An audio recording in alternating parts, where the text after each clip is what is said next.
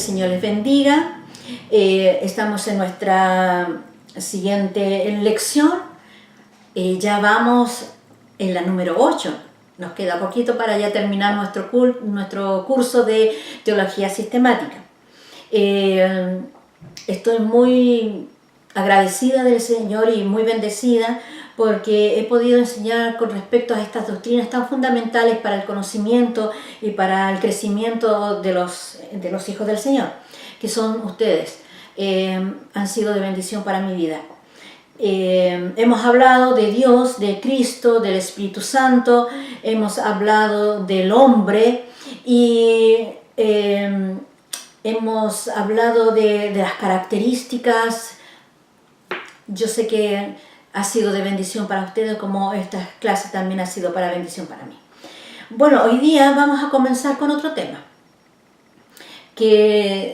con otra doctrina, y es la doctrina del pecado. Y esta doctrina se le llama hematología bíblica. ¿Ya? El pecado, la doctrina, el estudio del pecado es la hematología bíblica. Vamos a hablar algo como introducción, que al estudio de la doctrina del pecado se transcribe unos párrafos, ¿ya?, del libro Grandes Temas Bíblicos. ¿Ya? Y lo voy a leer en este momento, que dice: puesto que el pecado es un factor dominante en la experiencia humana, a la vez que el tema principal de la Biblia ha sido motivo de discusiones sin fin, aquellos que rechazan la revelación escritural tienen con frecuencia conceptos inadecuados acerca del pecado. Una característica familiar del modo no bíblico de enfocar la cuestión es considerar el pecado hasta cierto punto como una ilusión, es decir, que el pecado es solo un mal concepto basado sobre la falsa teoría de que existe el bien y el mal en el mundo. Por supuesto, esta teoría fracasa al enfrentarse a los hechos de la vida y a la maldad del pecado y niega la existencia de un Dios y principios morales. Otro antiguo enfoque del problema del pecado es mirarlo como un principio inherente, lo opuesto de lo que Dios es, y relacionarlo con el mundo físico. Esto se encuentra en la filosofía oriental y también en el gnosticismo griego, y es el trasfondo tanto para el ascetismo, la negación del cuerpo, como para el epicureísmo, que aboga por la indulgencia del cuerpo. El hecho, sin embargo, es que se niega que el hombre peque realmente y que sea responsable ante Dios. Un concepto común, aunque inadecuado, es que el pecado es nada más que egoísmo. Si bien es cierto que el pecado es a menudo egoísmo, este concepto no es aplicable a todos los casos, porque el hombre peca a veces contra sí mismo. Todas estas teorías no alcanzan el nivel bíblico y son una negación de la revelación bíblica del carácter del pecado. Vamos a ver el primer punto con respecto a este. La realidad del pecado. Primero, la Biblia declara que el pecado es un hecho real. No es una fantasía, no es una imaginación, sino que es algo real. Declaraciones directas en las que se acusa al hombre de ser pecador. Y aquí ustedes van a tener que utilizar alto la palabra, porque yo les voy a dar los puntos y ustedes van a tener que ir confirmando con la palabra que yo les voy a ir dando. Declaraciones directas en las que se acusa al hombre de ser pecador. Salmo 14, 1, 3, Isaías 55,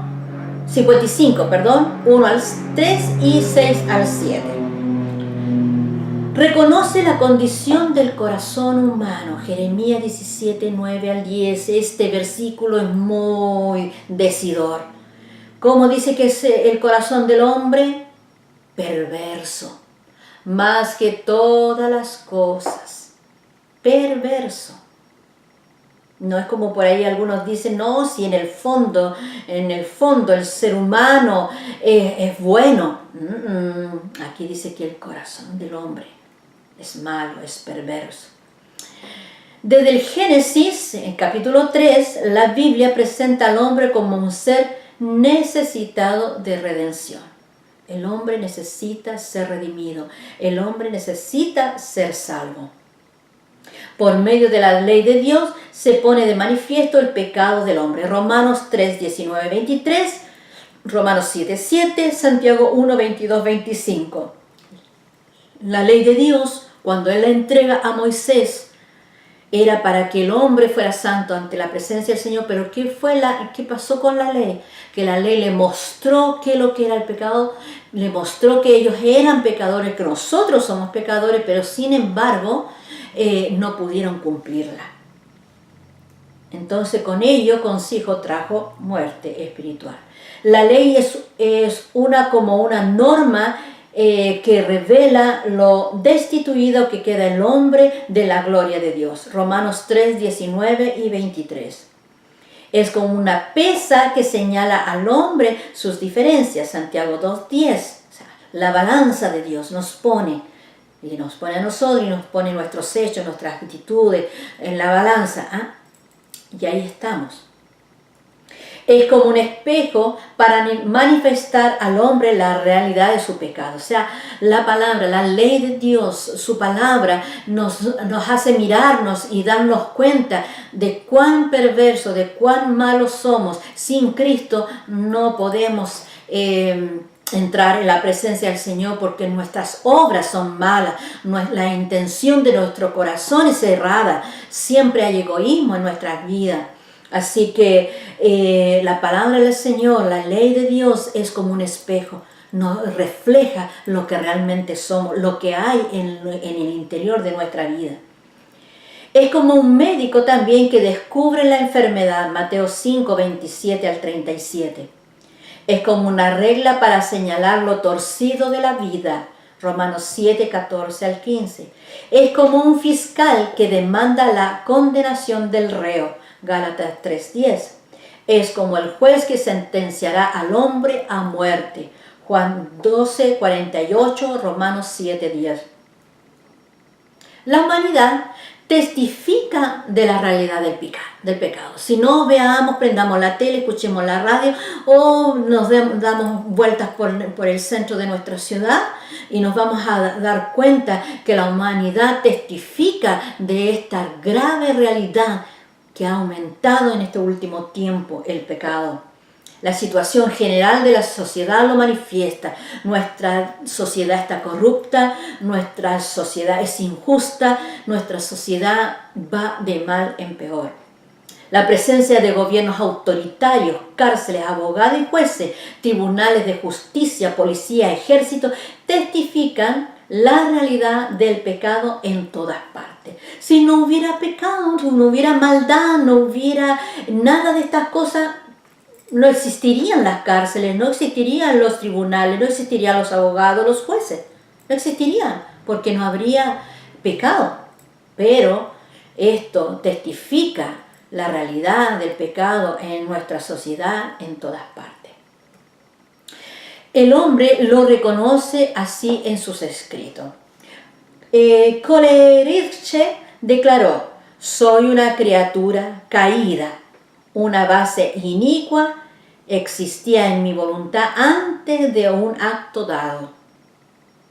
El filósofo Séneca dice: todos hemos pecado, cual más, cual menos. El romano Ovidio: todos nos hemos esforzado en alcanzar lo que está prohibido. Un antiguo proverbio chino dice: hay dos hombres buenos, el uno está muerto y el otro aún no ha nacido. La experiencia ha hecho sentir y conocer el pecado. Confesiones que aparecen en la Biblia de aquellos que han pecado. Y el primero que nosotros podemos decir, Caín, en Génesis 4, 13, Faraón, Éxodo 9, 27 y Éxodo 10, 16, Balaam, Números 22:34, Acán, Josué 7:20, Simei, 2 Samuel 19:20, David, Salmo 51:4. Ahí podemos ver declaraciones de hombres que han dicho: he pecado. Nehemías confiesa el pecado de su pueblo. Eso lo encontramos en Nehemías capítulo 1, versículo 6. Judas Iscariote, Mateo 27:4. El hijo pródigo, Lucas 15:21. Es tan conocida la expresión de este hijo: no soy digno de ti, hazme como uno de tus jornaleros, reconociendo que él se había equivocado, de que había pecado contra su padre, contra sí mismo y contra Dios. La universalidad del pecado. Ay, son palabras largas que de repente a uno se le enreda la lengua. La universalidad del pecado. Definición. Se entiende por universalidad del pecado que no hay ni una sola persona perfecta que pueda llegar a alcanzar la perfección de justicia y santidad demandada por Dios, por medio de sus propios méritos. Romanos 3, 10 al 20. O sea, nadie puede alcanzar la santidad y la justicia que Dios demanda por sus propias fuerzas. La Biblia enseña claramente la universalidad del pecado. Salmos 53, 1 al 3, Romanos 3, 9 al 20 y Romanos 11, 32. Veamos el origen del pecado. ¿Dónde se originó todo esto? El pecado se originó en Satanás. Ezequiel 28, 16. Satanás fue el instrumento para introducir el pecado en la esfera de los hombres. Génesis 3, 11 al 15. La Biblia enseña que el pecado no se originó en el hombre, sino que antecede a este. Romanos 5, 12. Satanás y sus demonios son sumamente activos buscando la caída de cada hombre, utilizando diversos métodos para alcanzar sus propósitos. Y ahí lo vemos en Mateo 13, 19, versículo 28, versículo 38. Lucas 22, 31, 2 Corintios 11, 3, versículo 13 al 15 y 1 Pedro 5, 8. La naturaleza del pecado. Vamos a ver algunas ideas erróneas sobre el pecado. Primero, el pecado como una debilidad inconsecuente. Dicen que Dios no se va a preocupar de las acciones del hombre. Bueno, esto contradice la enseñanza de la Biblia. Todo pecado es abominación a Dios, una violación a su voluntad. Por tanto, no es cosa de poca importancia. Éxodo 34:7 y Ezequiel 8:4, y versículo 20, Romanos 6:23. El pecado como una enfermedad pasajera. Este es otro punto de vista errado.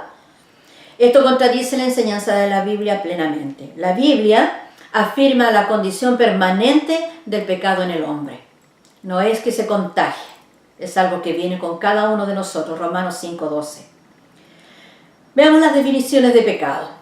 Palabras que expresan el concepto de pecado en el Antiguo Testamento. Veamos cómo se nombraba en el Antiguo Testamento. Errar al blanco.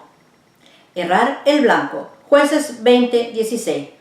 Con todos sus derivados, esta palabra se aplica a cualquier desvío moral del blanco divino, ya pasando más allá a él, no alcanzándolo o desviándose a uno u a otro lado. En su alcance se incluyen los actos predeterminados o ignorados y el estado malo o disposición impía de la mente y del corazón. Génesis 4:7, Éxodo 9:27, Levíticos 5:1, Números 6:11, Salmo 51:2, Proverbios 8:36, Isaías 42:24, Oseas 4:7. ¿Qué otra definición o cómo lo encontramos nosotros en el Antiguo Testamento? Encorvado, torcido, ladeado. Encorvado, torcido o ladeado. Isaías 21:3. Estas palabras expresan más el carácter de una acción que la acción en sí misma. Génesis 15:16, Salmo 32:5 e Isaías 5:18. Otra afirmación, o de otra forma como nosotros encontramos la expresión pecado, excitación tempestuosa. Expresa esto el hábito del mal, es decir, el pecado residente que predispone al mal. Es todo lo opuesto a la justicia. Levíticos 19:15 y versículo 35, Job 3:17, Job 16:11, capítulo 34:8, Salmo 82:2, Proverbios 16:12, Isaías 57:20-21, Malaquías 2:17. ¿Qué otra palabra más encontramos en el Antiguo Testamento para denominar al pecado? Transgresión. Salmo 51:3, Proverbios 28:2. Expresa la idea de una revolución contra la autoridad debidamente constituida, una apostasía o salida fuera de la ley, idea de rebelión. Otra palabra que encontramos en el Antiguo Testamento para pecado, o otra expresión, traspasar la línea, pasar más allá de los límites establecidos, Oseas 6:7, Oseas 8:1. Vanidad. La palabra significa literalmente soplar. Isaías 41:29. Obstinación. Enfatiza la dureza del corazón en su más alto grado. Éxodo 4:21. Otras palabras utilizadas para pecado: falta, Génesis 41:9. Transgredir, pecado por ignorancia, Levíticos 4:13. Vagar, Ezequiel 34:6. Errar, Salmo 119:21. Aborrecer, Levíticos 19:17. Maldad, Salmo 94:20. Miseria, Proverbios 31:7. Ahora veamos una lista de palabras que expresan el concepto de pecado en el Nuevo Testamento. Pecado. Amartía, del griego amartía, que tiene el mismo concepto del Antiguo Testamento como errar el blanco. Es la más usual en el Nuevo Testamento, donde aparece 173 veces. Y ahí, si ustedes quieren, yo les voy a dar el principio de la madeja en Romanos 3, versículos 9 y versículo 20. Ustedes de ahí pueden empezar a buscar todas las veces que estas 173 veces en las que aparece errar el blanco como pecado. Transgresión, 1 Timoteo 2:14, fracaso o caída, Mateo 6:14, Gálatas 6:1, Efesios 1:7, Santiago 5:16. Desorden o anarquía, 1 de Juan 3:4. Agravio, 1 Corintios 6:7. Desobediencia, Hebreos 2:2. Vamos a ver algunas definiciones bíblicas de pecado. La Biblia no define el pecado, pero da una larga serie de referencias y descripciones que permiten fijar la idea de pecado. En Proverbios 21:4, Proverbios 24:9, Juan 16:9, 8 y 9, Romanos 14:23, Santiago 4:17, 1 de Juan 3:4 y 1 de Juan 5:17. Vamos a ver un resumen de la enseñanza del pecado, sobre el pecado. Primero, desde el punto de vista en relación a Dios, el pecado es un acto de rebelión o la máxima expresión de falta de amor a Dios. Rebelión, 1 Samuel 15:23, falta de amor, Deuteronomio 6:5, Marcos 12:30. Desde el punto de vista de relación con la ley de Dios, el pecado es transgresión de la voluntad divina. El pecado es transgresión voluntaria. Números 15:30, Salmo 19:13. Quebrantamiento por ignorancia. Números 15:27. Desde el punto de vista de relación con el hombre, el pecado es injusticia o falta de amor al prójimo como a uno mismo. Veamos palabra injusticia, Levíticos 19:13, Miqueas 6:8, Romanos 1:18. Falta de amor, Levíticos 19:18, Marcos 12:31. Desde el punto de vista de relación con uno mismo, el pecado es egoísmo y corrupción. Egoísmo, Mateo 16:24, Juan 12:25, corrupción, Salmo 51:5 y Romanos 7:18. Observaciones sobre la naturaleza del pecado. El pecado es irracional, ya que no existe razón alguna para pecar.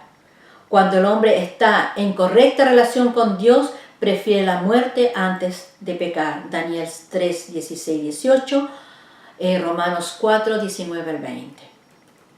El pecado condena y conduce a la muerte. Mateo 27:3-5, Hechos 5:1-10, Romanos 6:23.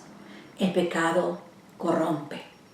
La Biblia exhorta a dejar las malas compañías debido a la influencia del pecado. Salmo 1:1, 1 Corintios 15:33, Gálatas 5:9, 2 Timoteo 2:16-17, Judas 23. ¿Cuáles son los resultados del pecado? En la creación, Génesis 3:17-18. El anhelo de la creación, Romanos 8:19-23. ¿Cuál fue el resultado en el hombre? La depravación. Depravación en la positiva disposición y activa inclinación al mal que hay en todo hombre a consecuencia del pecado, que lo incapacita totalmente en orden de la salvación y lo orienta al mal. Génesis 6:5, Marcos 7:20-23, Romanos 3:9-18. Depravación no significa que el hombre natural no posea ningún conocimiento de Dios. Romanos 1:18-21. Depravación no significa que el hombre no tenga conciencia para discernir entre el bien y el mal. Juan 8:9, Romanos 2:15. Depravación no quiere decir que nunca sienta admiración por la virtud. Depravación no quiere decir que el hombre haya de pecar de todas las formas y modos posibles. La total incapacidad del hombre. A consecuencia del pecado, el hombre ha quedado totalmente incapacitado para cambiar por sí mismo su carácter y conducta, de modo que pueda amar a Dios y obedecerle. En este sentido, el hombre no regenerado no puede ni quiere hacer un solo acto que alcance el nivel moral prescrito por Dios. No le interesa, no está ni ahí con lo que Dios ha establecido. La incapacidad humana evidenciada en la Biblia. El pecado ha hecho sordo el oído espiritual y por lo tanto la atención del hombre hacia las cosas de Dios. Hechos 28-27. Ha oscurecido los ojos del entendimiento. Efesios 4:18. Ha depravado el corazón y los afectos. Mateo 13:15. Ha desviado los pies de un andar correcto. Isaías 53:6. Ha hecho carnal el pensamiento de la mente, de modo que el hombre natural no puede ni quiere sujetarse a la ley de Dios. Romanos 8:27. 8:7. Ha dañado la capacidad del intelecto en relación con el discernimiento de las cosas de Dios. 1 Corintios 2, 9 al 14. Ha convertido al hombre en un muerto espiritual sin capacidad alguna para hacer nada en el terreno espiritual conforme a Dios. Romanos 5:12, Efesios 2, 1, 4 y 5. Esto es importante. Ha convertido a un hombre espiritual sin capacidad alguna para hacer nada en el terreno espiritual conforme a Dios, pero sí busca lo espiritual totalmente apartado de Dios. Por eso ha crecido en grande manera todo lo que es el ocultismo, el tarotismo, todo lo que tiene que ver las ciencias orientales que son espirituales, pero bajo el gobierno de Satanás. Ha puesto al hombre bajo el poder del diablo, Efesios 2:2. Veamos algunas comparaciones bíblicas sobre el estado de corrupción del hombre. Ha sido comparado a un áspid por su veneno, Salmo 143. Ha sido comparado con un pollino de asno montés por su obstinación, Job 11:12. Ha sido comparado a un perro por su suciedad. Proverbios 26, 11. Comparado a una zorra por su astucia. Lucas 13, 32. La astucia para la maldad. Comparado a un león por su voracidad. Salmo 22, 13. Comparado a una polilla por su fragilidad. Job 27, 18. Comparado a una abeja por su desorientación. Isaías 53, 6. Comparado a un cerdo por su inmundicia. Según de Pedro 2, 22. Ha sido comparado a una víbora por su veneno. Mateo 23, 33. Ha sido comparado a un lobo por su ferocidad. Juan 10, 12. Veamos un resumen con respecto al tema. La Biblia presenta un cuadro triste de los resultados del pecado en la vida del hombre natural. Primero, la universalidad del pecado, Salmo 14, 2 al 3, Isaías 53, 6, Romanos 3, 9 al 10, 22, 23 y 1 de Juan 1, del 8 al 10. El hombre no puede justificar la comisión de sus pecados. Salmo 133, 143, 2 y Romanos 3, 19. Todo hombre está bajo maldición. Gálatas 3, 10. Todo hombre no salvo es hijo del diablo. Juan 8, 44, 1 de Juan 3, 8 al 10. Todo hombre no regenerado es ajeno a las cosas de Dios. 1 Corintios 2:14. Todo hombre natural tiene el corazón entenebrecido. Efesios 4:18. La naturaleza moral y mental del hombre está corrompida. Génesis capítulo 6, versículo 5, versículo 12, capítulo 8, 21, Salmo 94, 11 y Romanos 1 del 19 al 31. ¿Cuál es la conducta del pecador? Primero, es vil y abominable. Efesios 2, 3, Colosenses 3, 5 al 7, Timoteo 3, 3. Es esclavo del pecado. Romanos 6, 17, Romanos 7, 5, 7, 8, 14, 15, 19, 23 y 24 del mismo capítulo 7. Controlado por el príncipe de la potestad del aire. Efesios 2, 2. ¿Cuál es la situación entonces del pecador? Primero, es enemigo de Dios. Romanos 8, 7 y 8. Es hijo de ira. Efesios 2, 3. Está muerto en transgresiones y pecados. Efesios 2, 1. Está condenado a muerte. Romanos 6, 23. ¿Cuál es el castigo por el pecado? Dice que la pena por el pecado está en Génesis 2, 17. El primer aspecto se refiere al salario del mal que se consigue con el pecado al afrontar la ira de Dios. Juan 3:36, Romanos 1:18, 6:23. El segundo es aplicable a una situación que se adquiere pecando. Proverbios 5:22. La muerte. La Biblia presenta la muerte como lo contrario a la vida. Si la vida arranca de la íntima comunión con Dios, la muerte comporta primordialmente el apartamiento de Dios. Muerte espiritual, Génesis 2:17. Adán no murió físicamente en aquel día, pero en ese momento comenzó su muerte espiritual. En este estado está toda persona no regenerada, toda persona que no se ha inclinado a Cristo y a haberle recibido. Mateo 8:22, Lucas 15:32, Juan 5:24, Juan 11:25, 26, Romanos 5:12, 14, Efesios 2:1, Efesios 5:14, 1 Timoteo 5:6, 1 de Juan 3:14. También tiene como consecuencia la muerte física, Génesis 3:19. Una consecuencia visible del pecado, Salmo 90, 7 al 9, Isaías 38, 17, 18, Romanos 5, 12, 14, 1 Corintios 15, 21, 22. Muerte segunda o muerte eterna es el estado definitivo para todo aquel que muere sin Cristo. Apocalipsis 20, versículos 6 y 14. Los que no mueren en Cristo serán levantados para el juicio final de los tiempos. Apocalipsis 20, 11 al 15. El pecador no arrepentido tendrá un destino definitivo en el lago de fuego, con el diablo, sus ángeles, la muerte y el Hades. Mateo 25, 41, Apocalipsis 20, 10 y 14 y 15. El pecado en el creyente.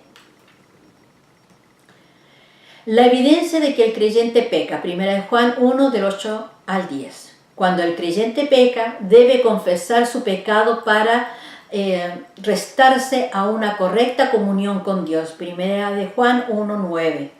La evidencia de que un verdadero creyente está en que no practica como cosa habitual el pecado, 1 Juan 1, 6, 7. Es totalmente distinto.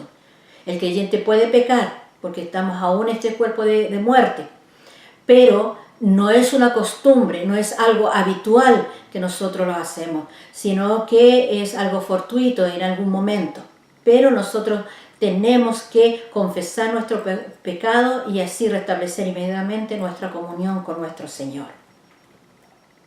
La verdadera vida cristiana debe ser apartada del pecado, 1 Juan 3, 6.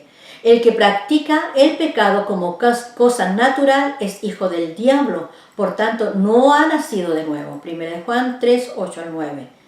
El pecado del creyente no le hace perder su salvación.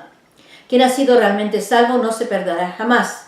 Juan 3, 16, versículo 36, capítulo 10, 27, 30 y el Romanos 8, 1. No perderá jamás siempre y cuando se arrepienta, siempre y cuando reconozca su pecado y se vuelva a Cristo y lleve una vida santa. Hacemos la diferencia. No se perderá jamás siempre y cuando cada vez que podamos cometer un error, pequemos delante de la presencia, ya sea de palabra, pensamiento, de omisión o de acción, y nos arrepentimos, seguimos siendo salvos, seguimos siendo hijos de Dios. Pero sería lo contrario, que si pecamos y empezamos a tener una constante y el pecado se hace habitual en nuestra vida, de por cierto, nuestra salvación ha de perderse. La provisión del creyente para una vida victoriosa, Gálatas 5, 16, 18 y 22 al 25. Primero, la palabra de Dios meditada y obedecida. Eso nos va a dar una provisión para tener una vida victoriosa. Salmo 119, 11.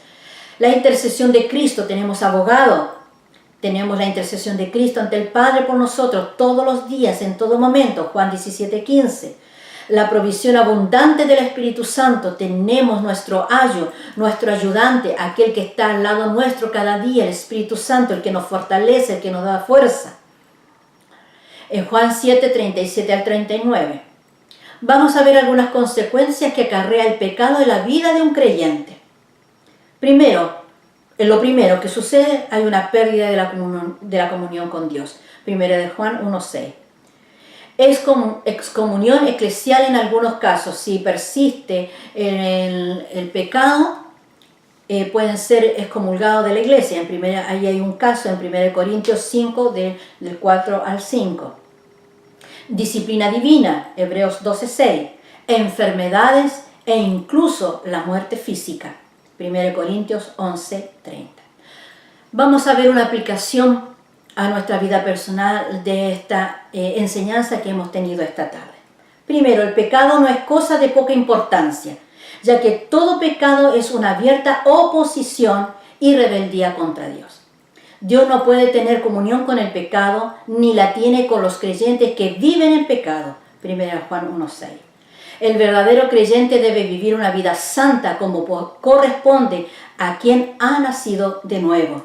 1 Juan 2, 6. El verdadero creyente debe vivir una vida santa como corresponde a quien ha nacido de nuevo.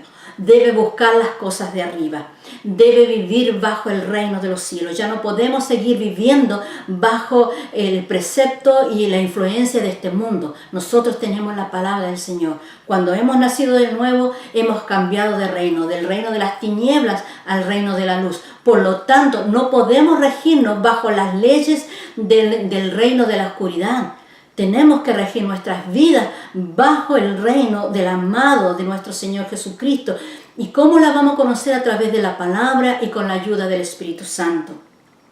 Él es el que nos guiará a toda verdad. El Espíritu Santo es el que nos va a ayudar. En la palabra en la que nos convence, en la que nos hace salir las cosas que están malas. Es el espejo, como veíamos delante, es el espejo que nos revela nuestra situación ante el Señor y ser sensibles y arrepentirnos si hemos cometido pecado y volvernos de todo corazón a nuestro Señor. Que esto nos haya ayudado esta tarde a también a balancear nuestra vida, a ver en qué hemos estado fallando quizás a lo mejor en algún momento, en nuestros pensamientos, en la actitud de nuestro corazón. Tenemos que todos los días poner la balanza en nuestra vida. ¿Estamos actuando correctamente? ¿Hay la intención de nuestro corazón es la correcta? ¿Estamos sirviendo al Señor correctamente con un corazón sincero? Todas estas cosas el Señor quiere enseñarnos. No estamos exentos de no caer, de no pecar, de no caer en algún pecado, pero no debemos quedarnos ahí. Debemos volvernos al Señor. Debemos volver arrepentidos ante Él para que Él nos limpie y nos purifique y poder que nuestro pie camine correctamente por la senda que el Señor nos ha marcado. Que el Señor nos bendiga. Que esta lección haya sido de edificación para cada uno de ustedes. Les insto a estudiar cada versículo, cada palabra que se ha dicho en esta tarde y que podamos traer a nuestro corazón también sabiduría. Que el Señor les bendiga y nos encontramos en nuestra próxima clase.